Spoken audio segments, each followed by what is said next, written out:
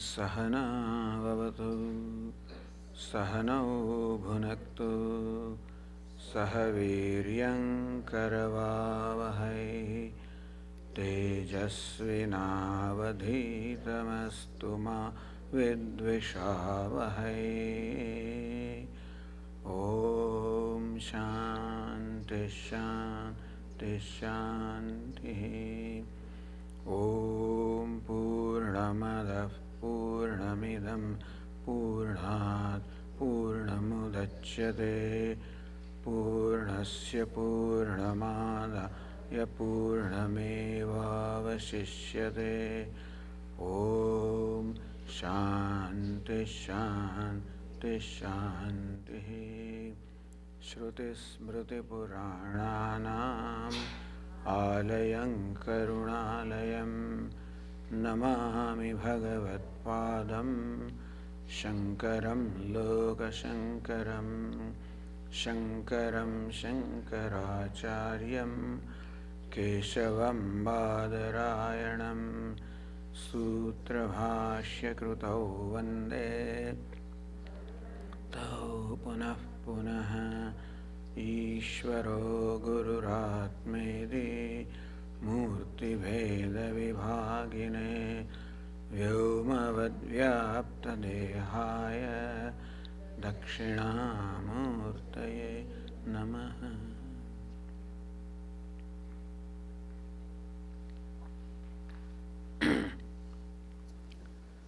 The topic of discussion is freedom in relationships.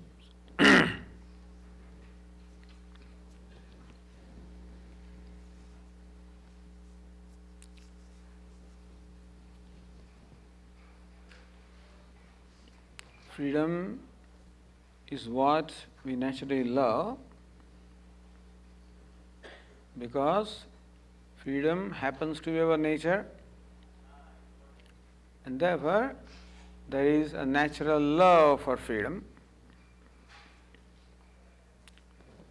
But very often the relationships seem to bind us. Sometimes relationships do not allow us to experience the freedom which is our true nature,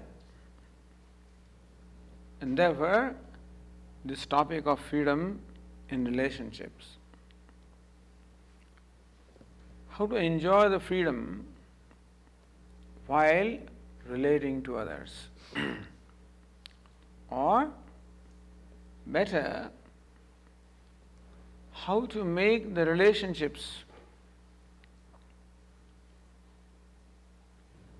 in occasion to discover the freedom,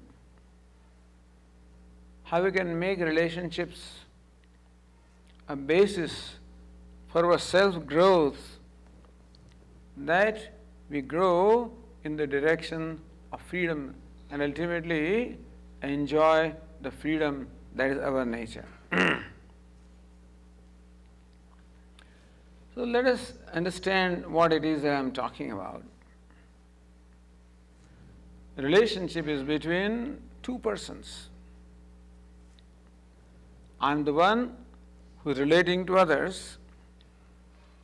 It can be one person or more persons, but let's say relationship is between two persons where I as an individual interact with another individual.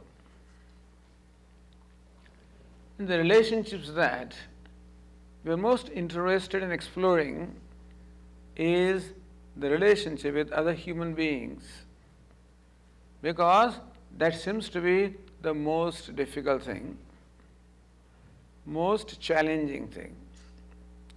Relating to other human beings is a great challenge. Why is it so?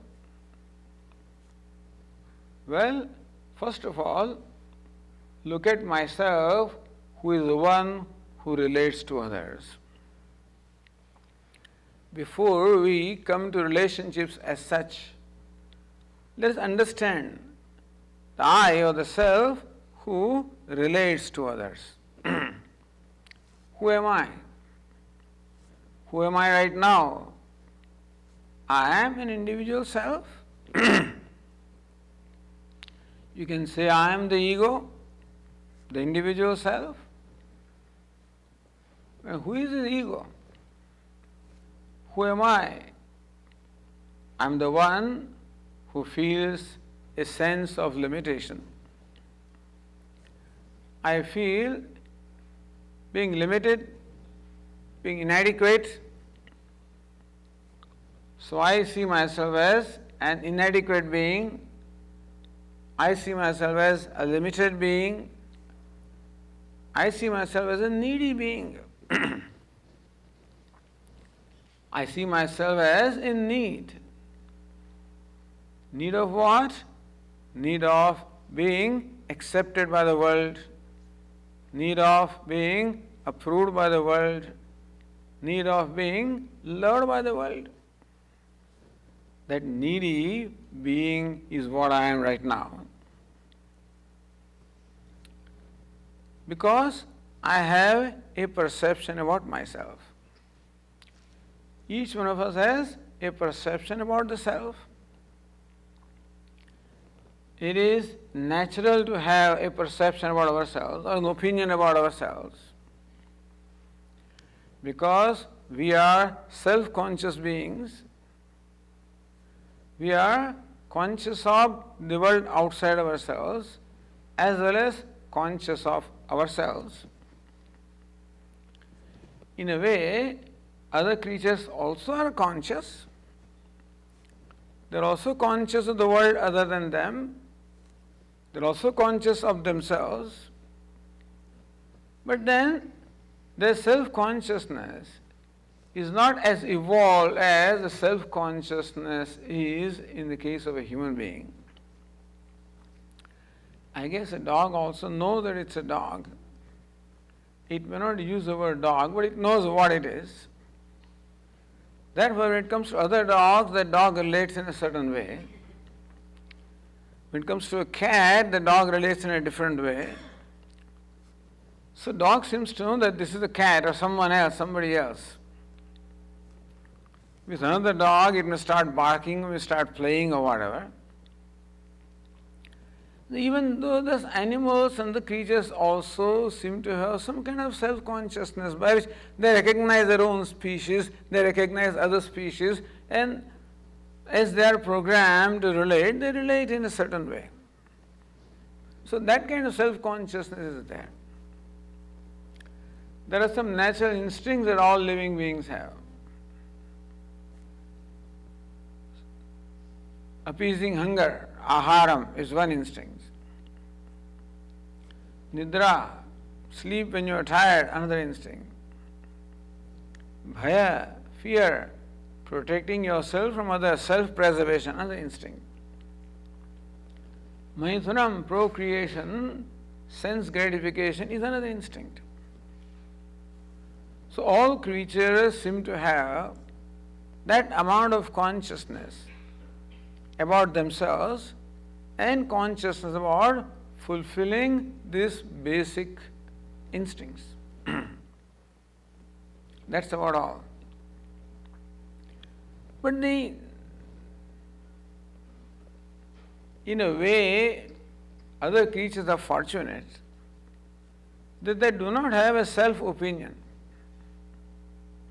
They do not have a self-complex.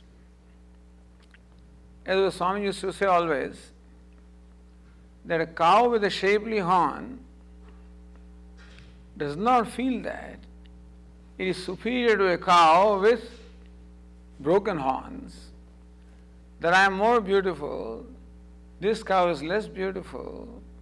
A cow that gives 5 liters milk as against another cow that gives 1 liter milk. That cow giving 1 liter milk doesn't feel inferior to the cow giving 5 liters milk, doesn't feel that I am inferior in any way. Meaning that the sense of inferiority, superiority, all of these seem to be absent in other creatures. And therefore, they are free. They don't have any stresses. They don't have any needs. no egoistic needs. They may have emotional needs, all right, to some extent, but no egoistic needs. That I should be respected by others, I should be approved by others, I should be accepted by others, I should be superior to somebody else, I should not be inferior to somebody else. This kind of egoistic complexes or needs other creatures do not seem to have. It is the egoistic needs only that create all the stresses and all the sadness also, and therefore human being is the only one who is subject to being sad or unhappy.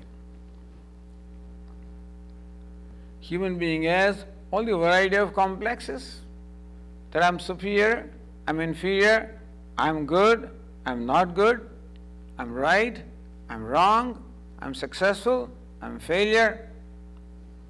All of these kind of complexes, self-opinions, or you can say the perception about the self, only human being has.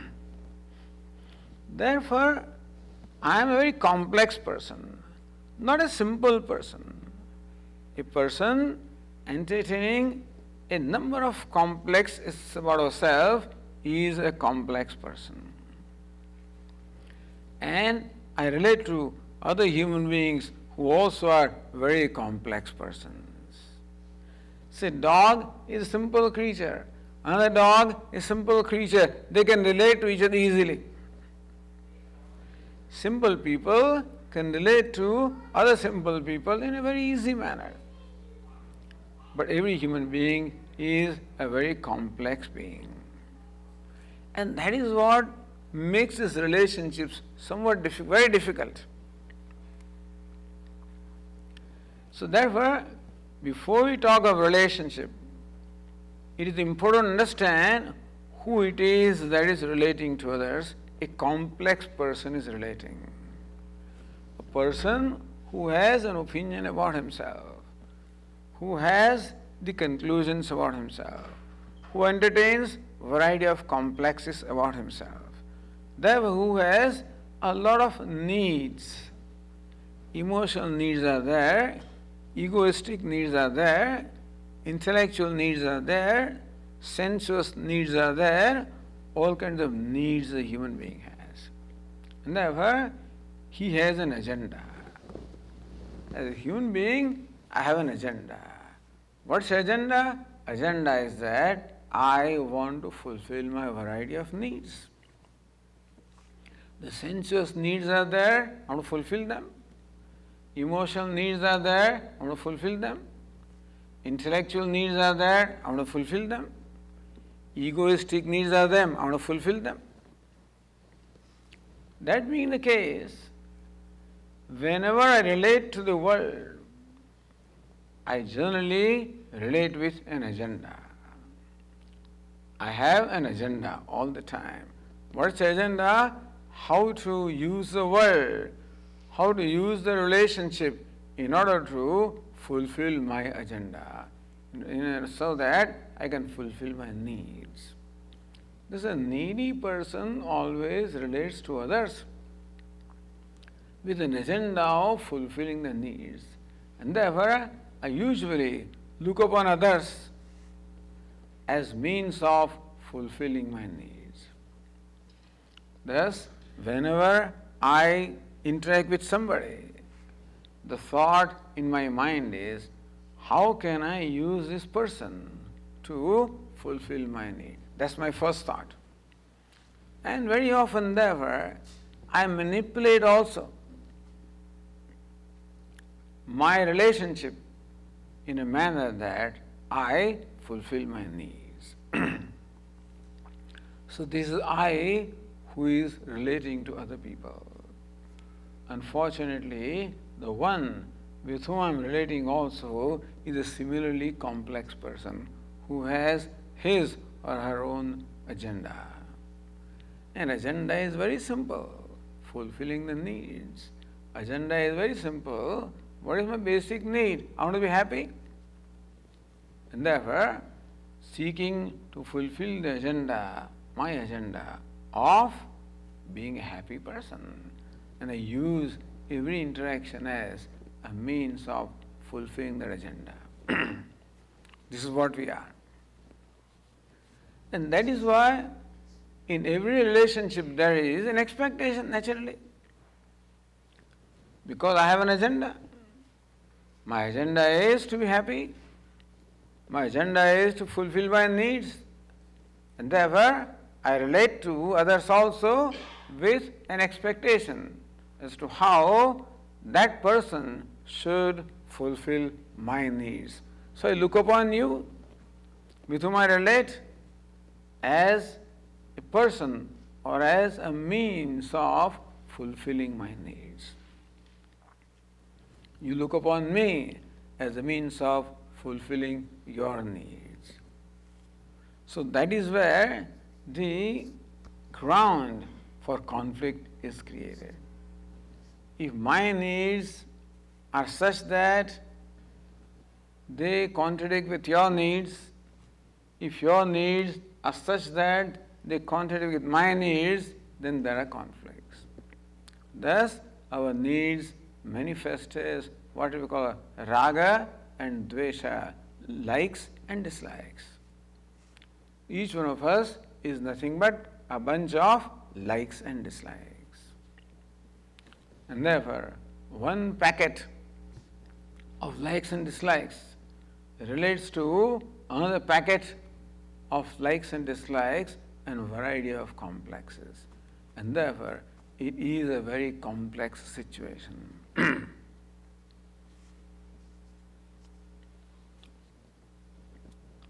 So then we come to what we call the freedom in relationship. What is bondage in relationship? When relationship causes a stress in me, relationship causes disappointment in me, relationship causes frustration in me. That is what we call the bondage in relationship. When relationship causes freedom in me, happiness in me, we call it the freedom in relationship. So when a relationship causes happiness in me, which is what we want, call it the freedom in relationship. When relationship becomes a means of causing stress and strain and sorrow or unhappiness in me, we will call it the bondage in relationships. So that is why the freedom in relationship becomes a very relevant topic. Because who are we? We as human beings are always related. As I said last night also, when our Swami asked this question, what is living? Living, is it simply breathing? Not really. Because we breathe even when we are fast asleep. We breathe even when we are in coma. And therefore, simply breathing cannot be called living. Living is when I interact. Living is when I relate. Because our life is nothing but a series of relationships. From the time that we wake up in the morning to the time that we go to sleep, we keep on relating to the world. And how many relationships are there? Constantly I come across different people and thus I relate to them all in different ways. Therefore, my life is nothing but a series of relationships. And therefore, I must learn how to relate. Meaning I must learn how to relate in such a manner that every relationship yields me a sense of satisfaction, a sense of happiness.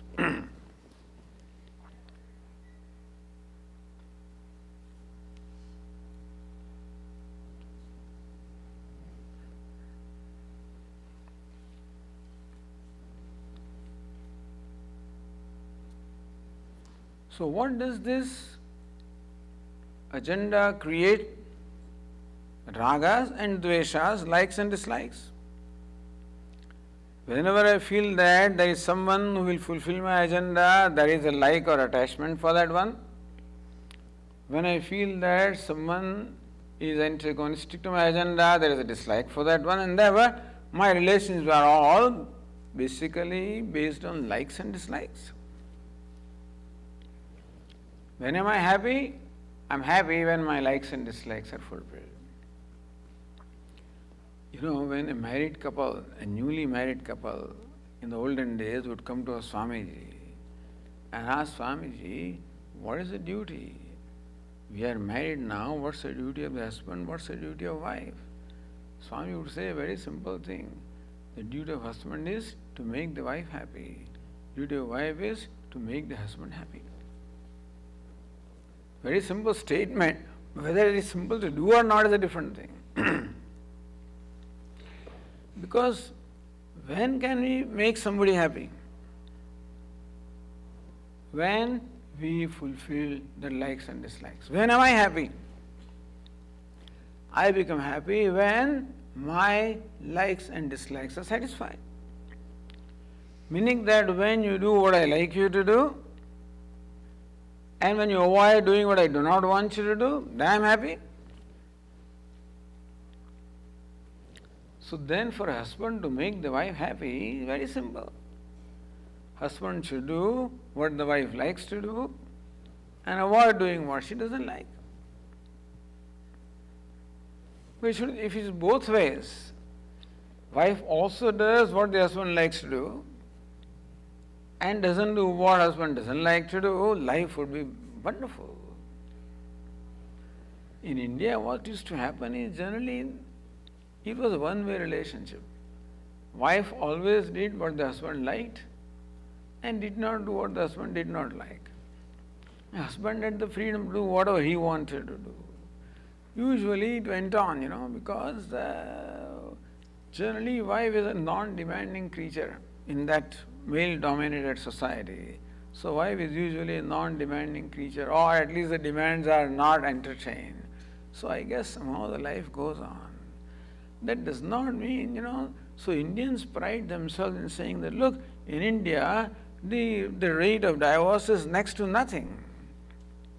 Naturally. Because poor woman has no freedom, no economic freedom, no social freedom. Economically, she is still dependent upon the husband. Socially also, this society does not accept a woman.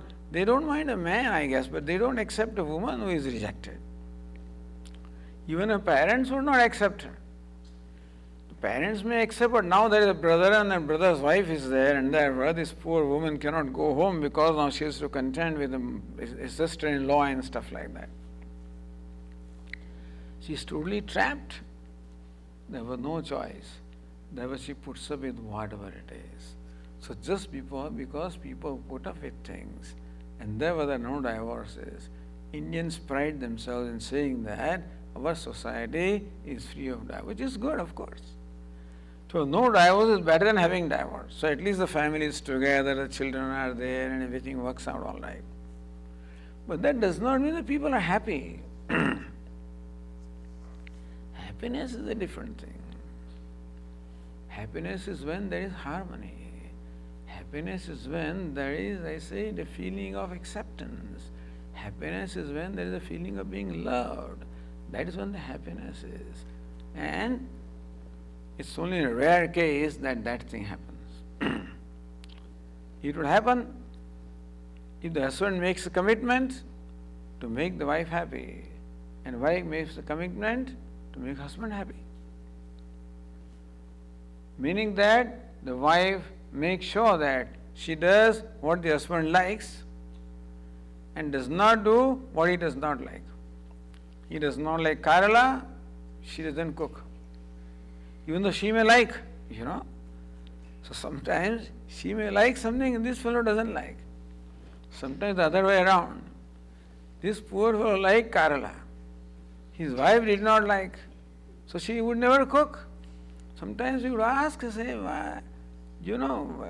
how come there is no Kerala? They are not cooking. He says, no, there is, you don't get good Kerala in the market, this, that, they are all ripe and no good. Somehow, he would never get to eat Kerala. It's only when the blood test was carried out and they discovered that he had diabetes, and then the Ayurvedic physician advised him to eat Kerala every day. Now he comes and says, this is what the doctor has said. Now she has to cook. Now he gets his Kerala. But otherwise, they manipulate. Everybody manipulates in such a manner as to fulfill their own likes and dislikes. So interesting. It is not that man always dominates. He may dominate physically and stuff like that. There are many ways of dominating, So what equation goes on inside, they alone know. We do not know outside. Outwardly it may look like he is a dominating person, but inward we don't know. But unfortunately, this is how everybody tries to dominate, tries to manipulate. What it means is that we keep ourselves intact as we are, we retain our likes and dislikes as we are, and always try to fulfill our likes and dislikes. If they do not get fulfilled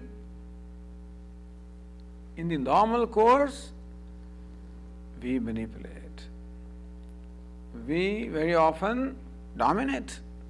We demand that you fulfill my likes and dislikes. So whoever is dominating, his or her likes and dislikes get fulfilled, other person has to always give in. And there is a lot of hurt in India also, in women also, a lot of hurt builds up. In India there is another thing also. There is this duty, that everybody is duty bound. So they fulfill the duty.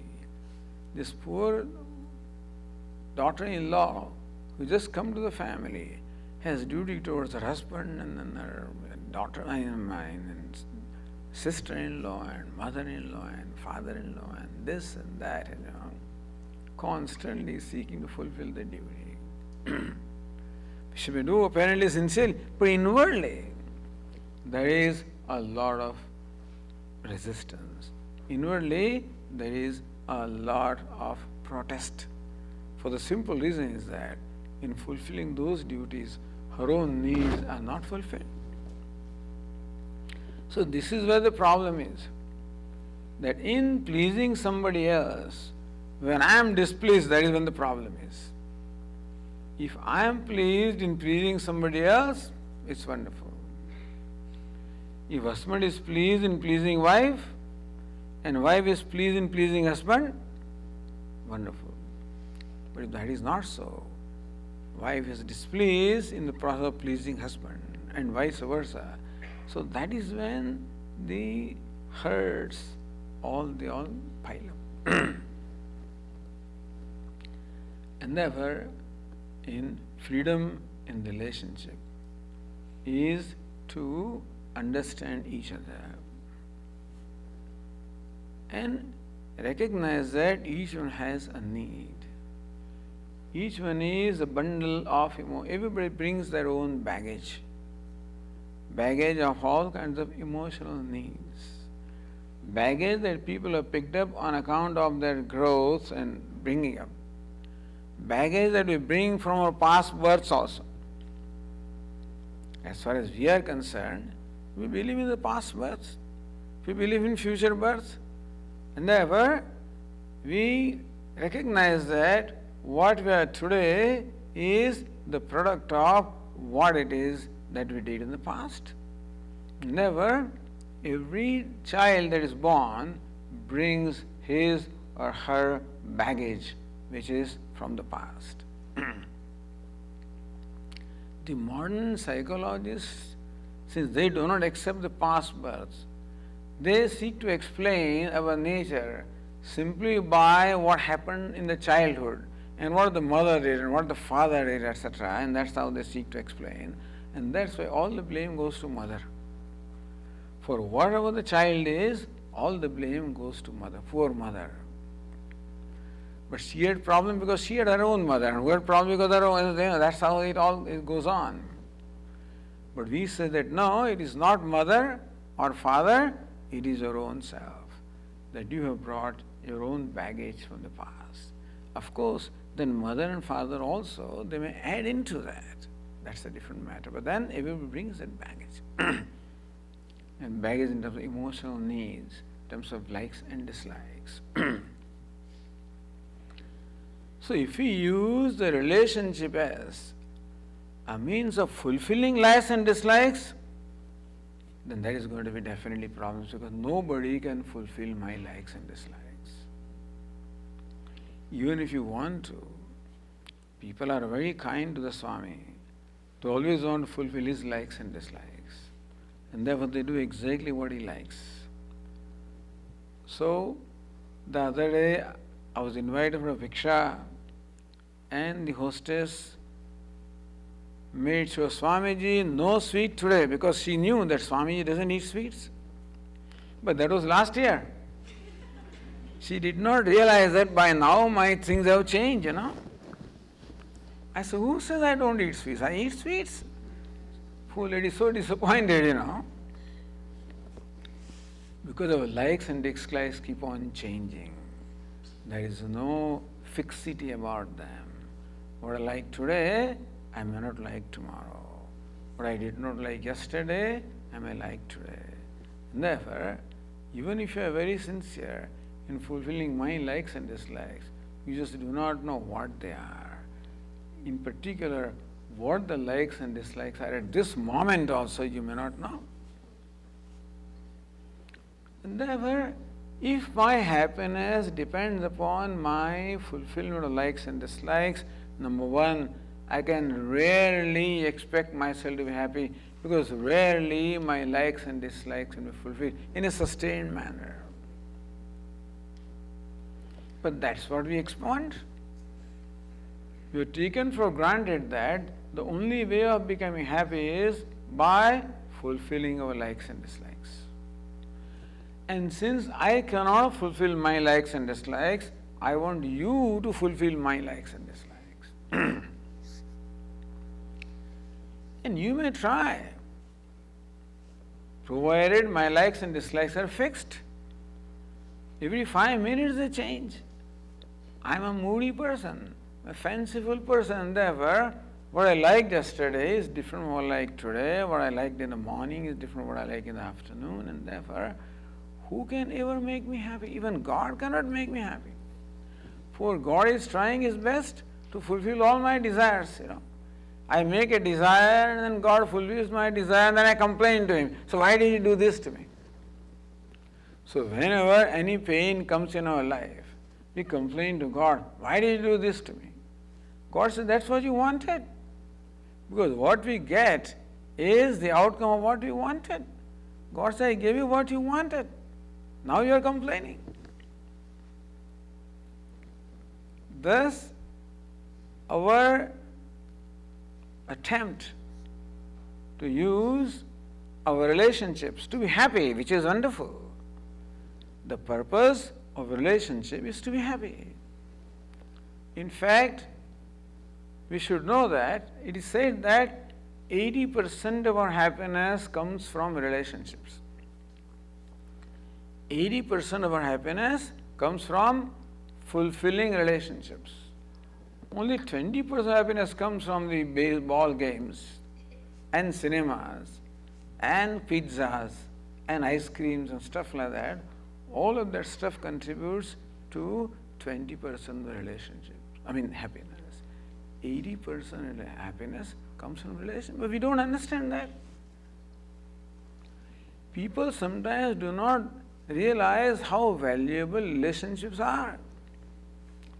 In fact, every relationship is very valuable. We are very fortunate that we are human beings, and that we can relate to other people, we can relate to the world is something to be very happy about, that we are very fortunate. Dogs and cats have no relationship. They don't even realize, they recognize each other, they forget each other, there is no relationships. No other creature basically gets the joy of a relationship that a human being gets. Yeah, if perhaps a mother cat may enjoy her kittens for a period of time and then they forget each other. We have a sustained relationship the whole life. And therefore we should recognize that relationships are extremely valuable things to have. And therefore, you must value every relationship.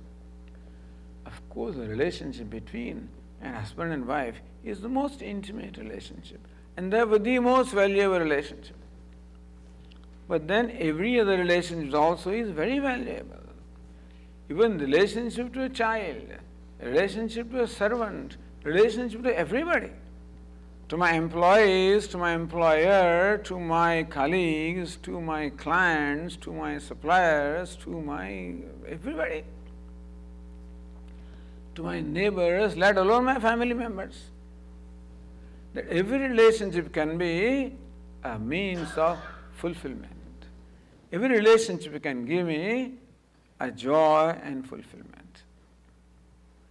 So, this person is writing Life of Dalai Lama.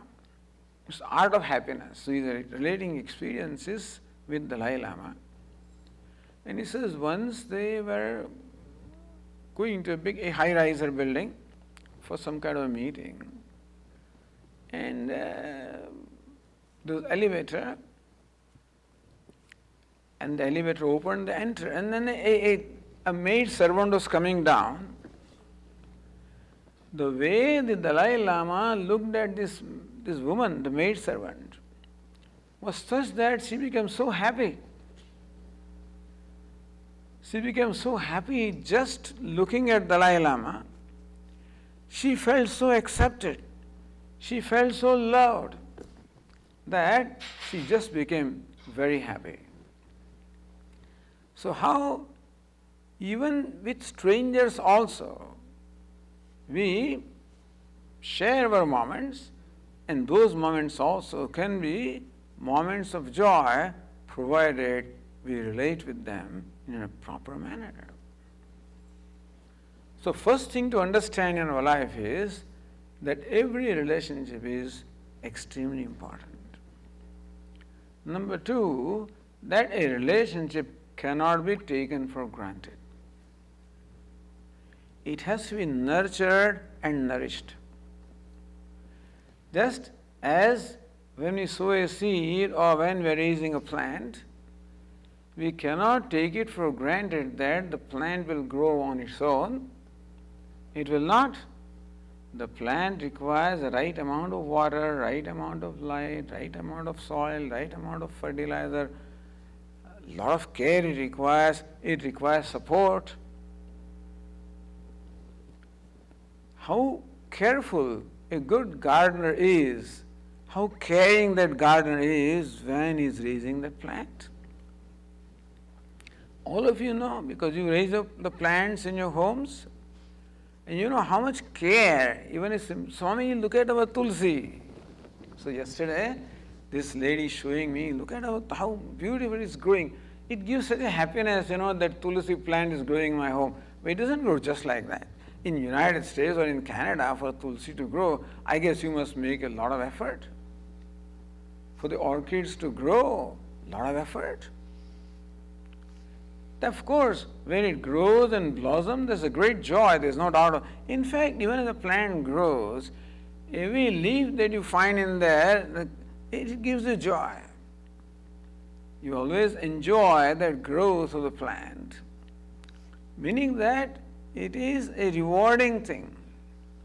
So nurturing and nourishing and caring, even a plant, is rewarding right away, because the plant also rewards me without really saying anything. The plant, just by being fresh, by giving new little leaves, by giving birds, by giving flowers, by blossoming, it just blossoms my heart. And thus, this is the beauty about the thing, that every relationship is like that. That it has the capacity of nurturing and nourishing me also. Like a little child, an infant, all of you know.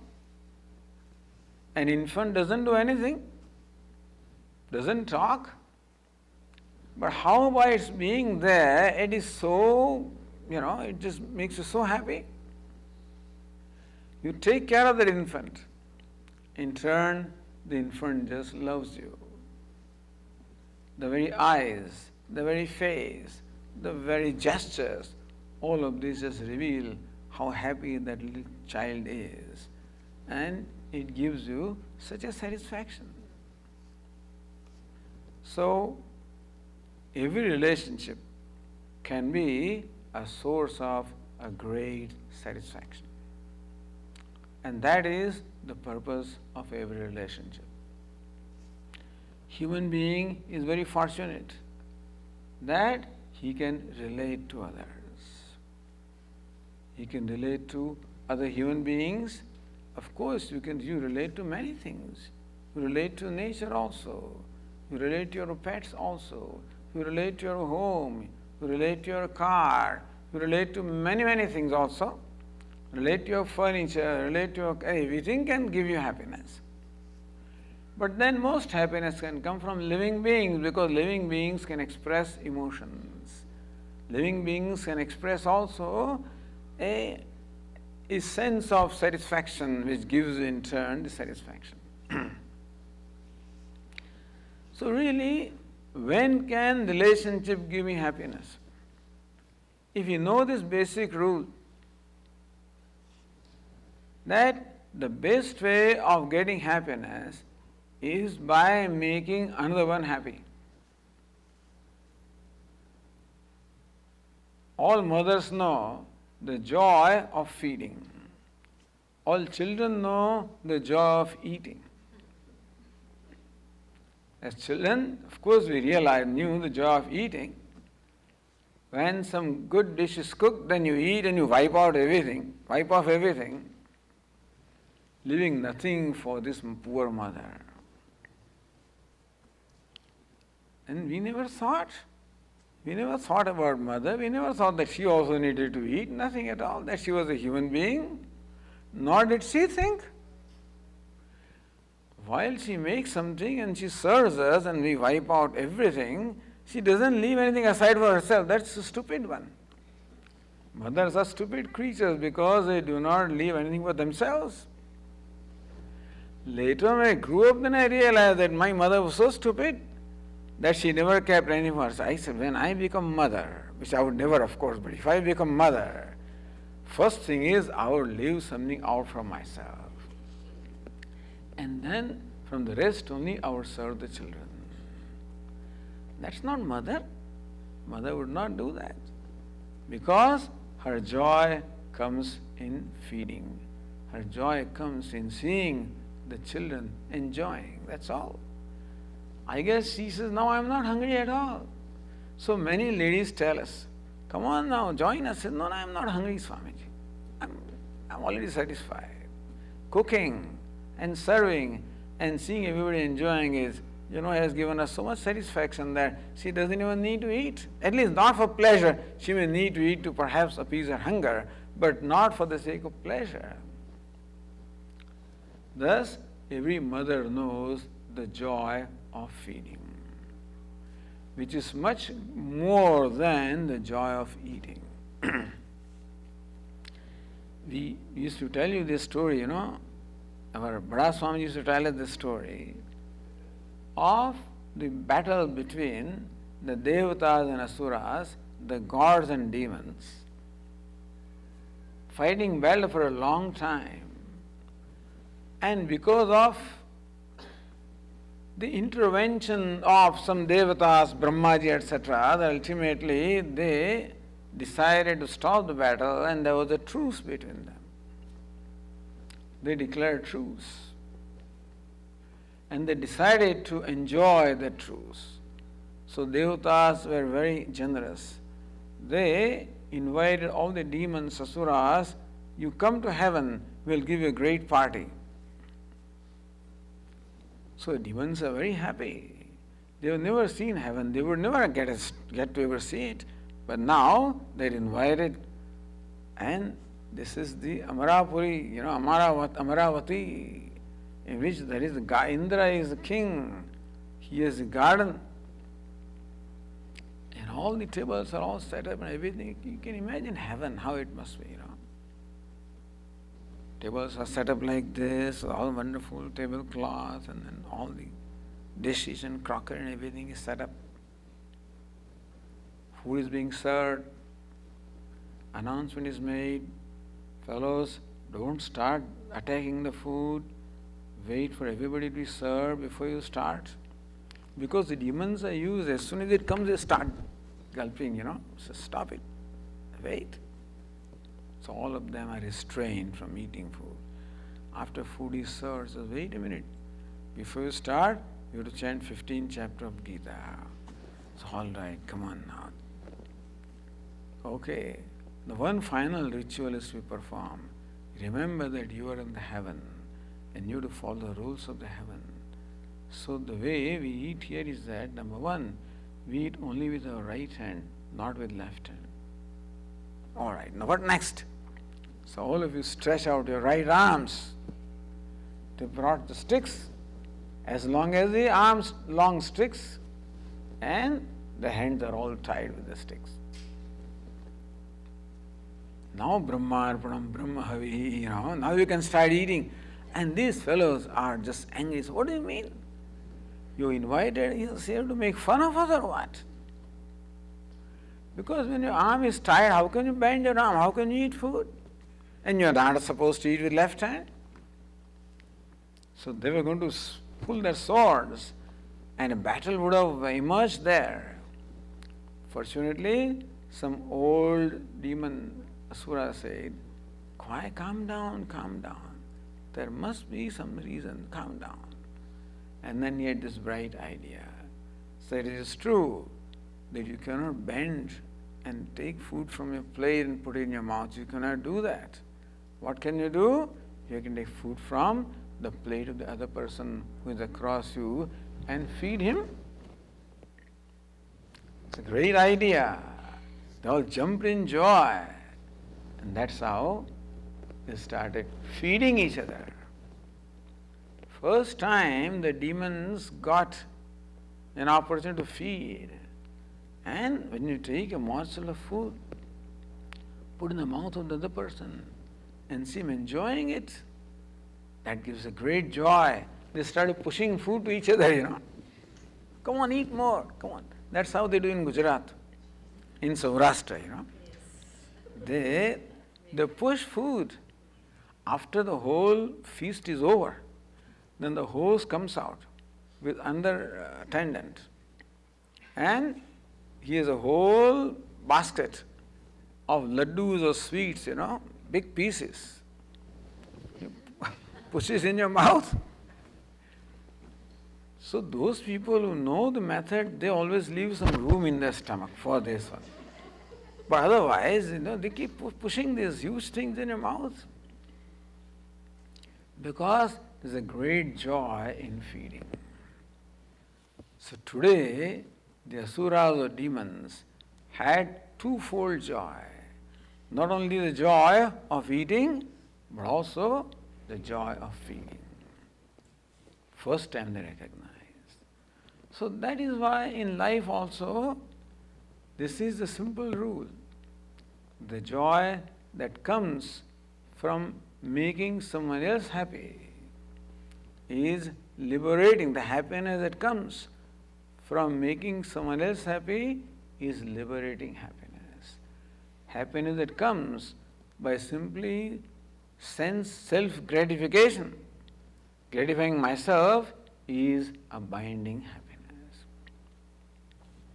I'm always seeking gratification, sense gratification, emotional gratification, intellectual gratification, ego gratification. So depending on the personality of a person, the emphasis is, there are some people so sensuous that all that matters is sensuous gratification. Some people are very emotional. To them, emotional gratification is most important. Some intellectually oriented people want intellectual satisfaction. Therefore, reading new things, knowing new things, traveling, seeing new things, that's their joy. Some are egoistic people, and most are. They want egoistic gratification. They want name and fame and recognition and power. That's what satisfies them. Thus, human being is constantly seeking self-gratification, because that is his definition of happiness. When am I happy? When am I happy? When I am gratified. Always seeking self-gratification. And therefore, seeking to use every occasion, every opportunity for self-gratification. Not realizing that that is a process that binds me. Because more I seek gratification, more I need. You see, yes, last night also, that process of seeking self-gratification is like pouring butter in the fire. And as you pour butter in the fire, fire becomes more demanding, and so more you try to gratify yourself, more demanding it becomes. Meaning that it can never happen that you are forever satisfied by self-gratification. One can never be. That's what the whole world is doing. Not realizing the basic equation or how to gain true happiness, not realizing the only definition of happiness that we have is self-gratification. And unfortunately, therefore, we use our relationships also as a means of self-gratification. If both the persons do that, there is nothing but conflict. If one of them does it, other person gives him, at least there is less conflict. But then the person who is to give in also has a sense of hurt within themselves, and therefore this process of using a relationship as a means of self-gratification never works. And that's what we have today, unfortunately. That's the only kind of happiness I would not everybody. There are people who are enlightened people. There are people who are wise people. There are mature people. I cannot say that everybody is like that, but many people are like that, for whom the only agenda is self-gratification. That is so-called love in the beginning. But very often that love is also very superficial in as much as it is more physically oriented and it doesn't last too long. Ultimately, there is nothing left there. And so unless you really make an effort to relate to each other at a deeper level, it's all right to begin relationship with at a superficial level, okay. But if we have the maturity, ultimately the purpose is to discover a deeper relationship, then that process will work. Otherwise, it does not work. The reason why we find so many relationships, just falling apart is only because there is no willingness to self-sacrifice. There's only willingness always to seeking fulfilling one's own demands and not sacrificing one's demands. As long as you fulfill my demands, so long I'm happy. Otherwise, my way or highway. That's how it works. Because of that, we become less and less giving, less and less tolerant, more and more intolerant, and therefore we find it difficult to sustain relationships. In India, as I said, there is no freedom, therefore the relationships continue. In the West, because there is a lot of freedom available, therefore it doesn't continue. But human being is essentially the same, and therefore the basic rule in discovering freedom in relationship is that a relationship should become a means of gratifying the other one.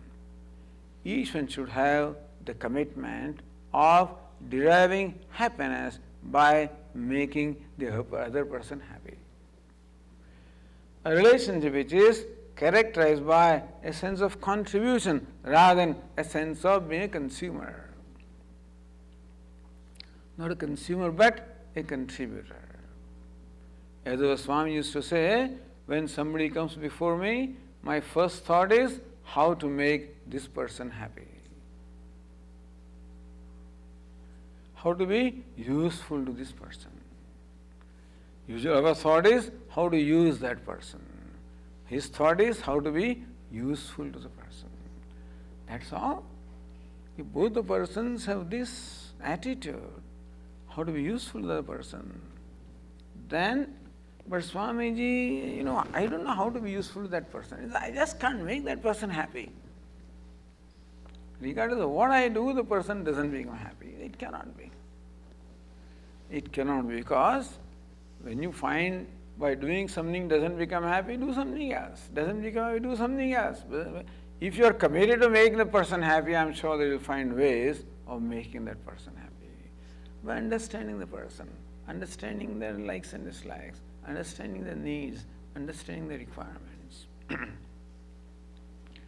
Therefore, the basic rule, basic thing is, number one, that relationships are very valuable.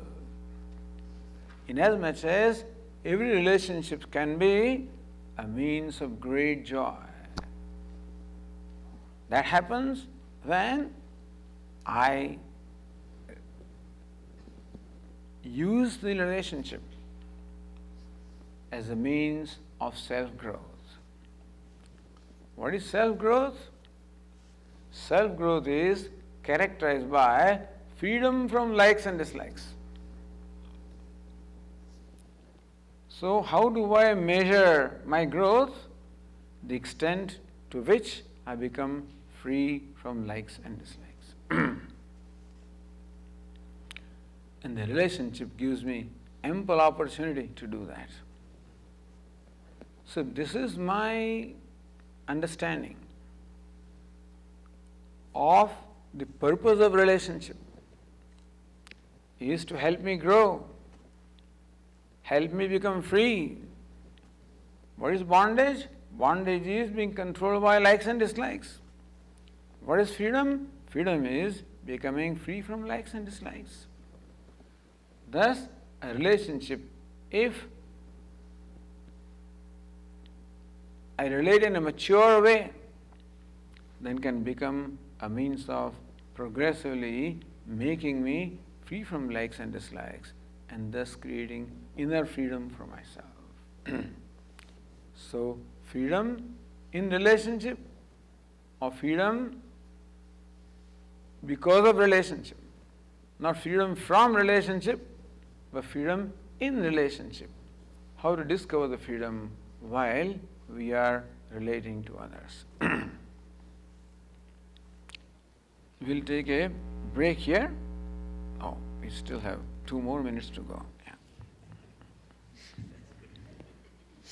Because this one tells me how many minutes have gone.